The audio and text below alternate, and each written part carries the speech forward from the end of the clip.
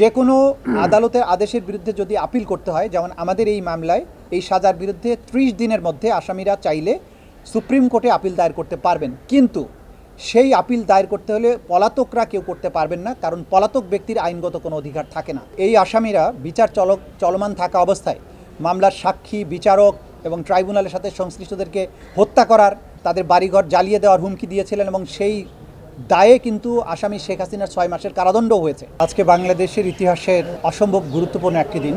দীর্ঘ বিচারিক পরিক্রমা শেষে আন্তর্জাতিক অপরাধ ট্রাইব্যুনাল আজকে একটি উল্লেখযোগ্য মামলার, গুরুত্বপূর্ণ মামলার রায় ঘোষণা করেছেন।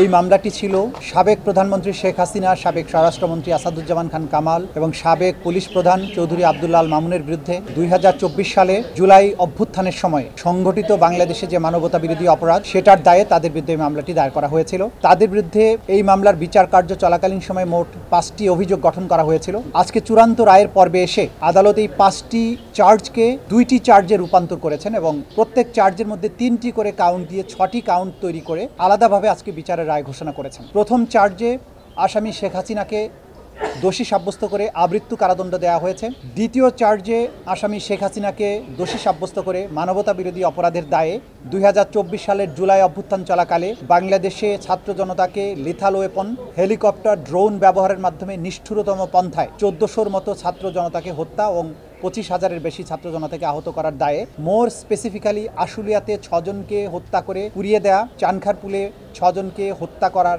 মাধ্যমে যে অপরাধ করেছেন সেটার দায়ে তাকে দোষী সাব্যস্ত করে মৃত্যুদণ্ড প্রদান করে। অপর আসামি আসাদুজ্জামান খান কামালকে 2টো কাউন্টেই দোষী সাব্যস্ত করে তাকে মৃত্যুদণ্ড প্রদান করেছেন। আসামি চৌধুরী আব্দুল্লাহ আল মামুন সাহেবকে সবগুলো কাউন্টেই দোষী সাব্যস্ত করা হলেও তিনি যেহেতু রাজসাক্ষী হিসাবে আদালতে মামলার ভেতরের সবচাইতে গুরুত্বপূর্ণ ইভেন্টগুলো সাক্ষী হিসাবে আদালতের সামনে তুলে ধরেছেন, আদালতকে সত্য উদ্ঘাটনে সাহায্য করেছেন, সেই জন্য তাকে তার ব্যাপারে আদালত লিনিয়েন্ট ভিউ নিয়ে তাকে 5 বছরের কারাদণ্ড দিয়েছেন, যদিও তাকে সকল কাউন্টেই দোষী সাব্যস্ত করা হয়েছে। আমরা আজকে প্রসিকিউশনের পক্ষ থেকে আমাদের অনুভূতি হচ্ছে অবিমিশ্র।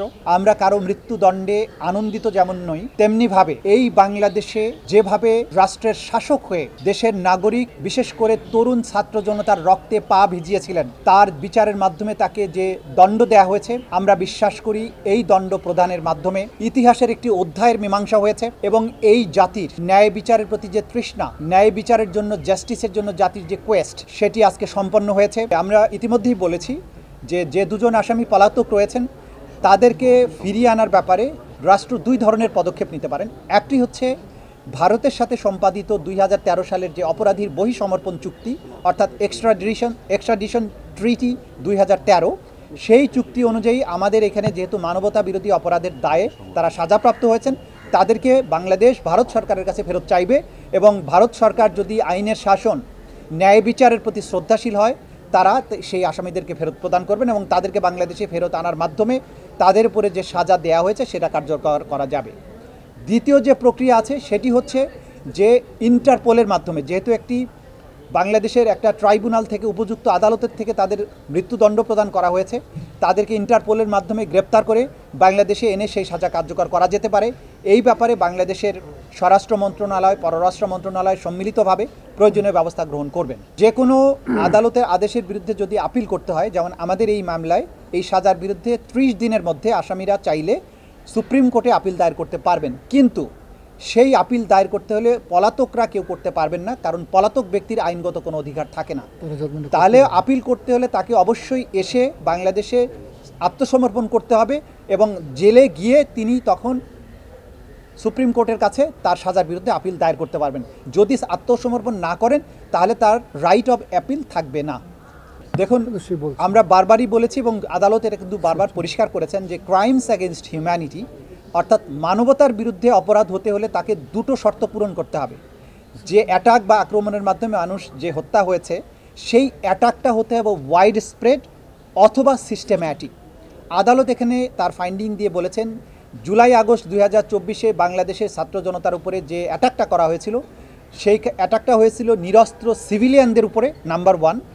নাম্বার 2, এটা ছিল ওয়াইড স্প্রেড, ব্যাপক মাত্রায় আক্রমণ, কারণ বাংলাদেশের almost every part of the country এই অ্যাটাকটা পরিচালিত হয়েছে। দ্বিতীয়ত যেটা তারা বলেছেন যে ওয়াইড স্প্রেড হওয়ার পাশাপাশি এই অ্যাটাকটা ছিল সিস্টেম্যাটিক, কারণ রাষ্ট্রের টপ র্যাঙ্কিং থেকে একদম কমান্ড এসে নিম্ন স্তর পর্যন্ত কমান্ড পৌঁছেছে এবং রাষ্ট্র সম্পূর্ণভাবে সম্পৃক্ত হয়ে এই অপরাধটা করেছে, সিস্টেম্যাটিক। এবং এইটা তারা করেছেন তাদের সম্পূর্ণ জ্ঞানত, তারা জেনে বুঝে এটা করেছেন। বাংলাদেশে কোথায় কত লোক মারা গেছে, কী আক্রমণ হচ্ছে, কী অস্ত্র ব্যবহার হচ্ছে, সব সম্পর্কে এই অপরাধীরা যারা সাজাপ্রাপ্ত হয়েছেন তারা প্রত্যেকে জ্ঞাত থেকে, তাদের নলেজের মধ্যে থেকেও তারা এই অপরাধ সংগঠন করেছেন।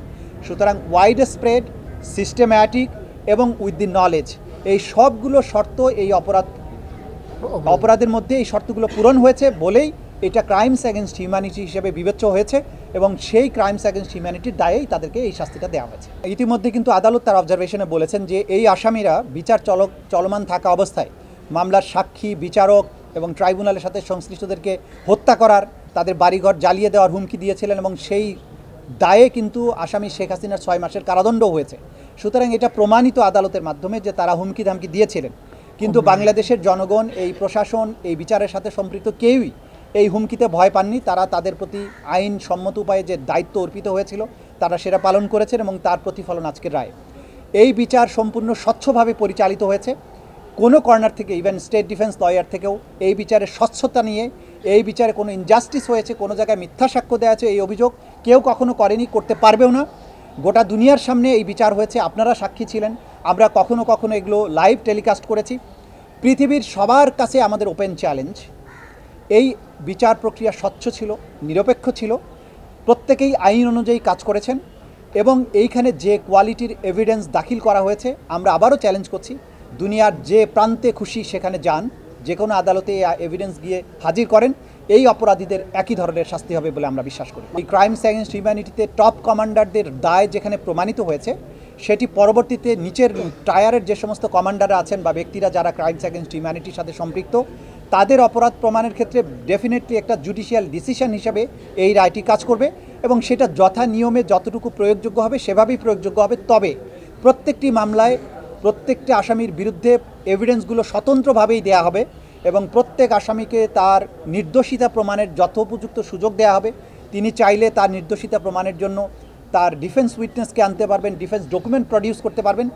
এই রায় একটা নজির হিসাবে কাজ করবে, কিন্তু প্রত্যেকটি আসামি বা প্রত্যেকটি মামলার বিচার স্বতন্ত্রভাবেই অনুষ্ঠিত হবে। যেটা এখন আজকে আমি আপনাদেরকে বলতে পারি, গত সারা রাত ধরে আমাদের সকল বিজ্ঞ প্রসিকিউটরগণের নাম্বারে বিদেশ থেকে, অধিকাংশই ভারতীয় নাম্বার থেকে তাদেরকে টেলিফোনে কল করা হয়েছে, তাদের নানান ধরে গালাগালি, অশ্লীল কথাবার্তা বলা হয়েছে, গালাগালি করা হয়েছে। এগুলোকে আমরা খুব একটা আমলে নেই না, কারণ একজন অপরাধী যখন বুঝতে পারে যে সে অপরাধ করেছে এবং তার সাজা অত্যাসন্ন, তো তখন সে তার এই জাতীয় আচরণ তার অপরাধ প্রবণতাকে নির্দেশ করে। এগুলোকে আমরা আমলে নিচ্ছি না। অপরাধীরা তাদের চরিত্রই প্রকাশ করছে, কিন্তু তাদের এই সমস্ত দম্ভ, হুমকি, বাংলাদেশের মানুষকে ন্যায় বিচার প্রাপ্তির জন্য তাদের যে আকাঙ্ক্ষা, ন্যায় বিচার প্রাপ্তির জন্য তাদের যে প্রচেষ্টা, এখান থেকে কোনো অবস্থায় এক চুলো হটাতে পারবে না। 30 দিন সময় আছে আইন অনুযায়ী। আজকের থেকে 30 দিনের মধ্যে তারা আপিল করতে পারবেন, অর্থাৎ আজকে থেকে 30 দিনের মধ্যে তারা যদি এসে আত্মসমর্পণ করেন তাহলে তারা সুপ্রিম কোর্টে আপিল করতে পারবেন। সুপ্রিম কোর্টে আপিল দায়ের হলে আমাদের আইনে পরিষ্কারভাবে বলা আছে সুপ্রিম কোর্ট সেই আবার আপিলটা পরবর্তী 60 দিনের মধ্যেই নিষ্পত্তি করবেন। সুতরাং সেটা আইনি বিধান।